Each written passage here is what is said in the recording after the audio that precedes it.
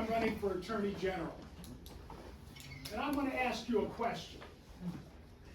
When your brother, your husband, your son, or somebody else in your family is facing prosecution, when they're facing the potential of going to prison for years and years and years, who are you going to call? You going to call a prosecutor? Are you going to call a prosecutor?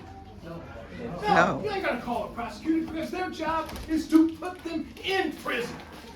And as a public defender, every day, I defend mostly young black men in the city of Detroit fighting cases for them. And that's not all that I've done. In 44 years of practice, I've tried more than 400 cases. How many has Karen McDonald tried? Whoa! And I've only lost maybe 12. How many has Ellie Sackett tried? Oh, wait a minute now. Okay, I won't talk about it. I'm gonna equal time.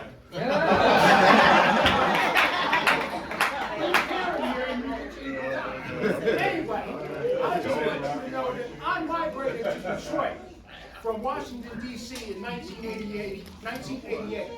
And in 1992, I started a group called Northwest Detroiters for Better Government. One of the reasons that I did that was because 5 of the council people lived in Rosedale Park. So much of the city went unrepresented. And at that time, we tried to get on the ballot an initiative for districts. It didn't work in 92 or 93, but later on it did, so that everybody in this city is represented as a result. How many of you have ever driven on the Davidson Freeway? Everybody. Well, in 1995, we promised, the governor of the state, John England, promised to renovate the road if Wayne County turned it over. You know what he was going to do? He was going to make it a local access road. Even as Chrysler was moving to Auburn Hills, they were going to spend $30 million on an interchange in Auburn Hills, and they weren't willing to spend $5 million. And how do you think the Davidson Freeway exists today? Because I sued them. All right. The last thing is that I've done other things for the city of Detroit that most people aren't aware of. Have you ever shopped at a Meijer store in the city of Detroit? Yes. There are 3 of them now. And you know how they got here?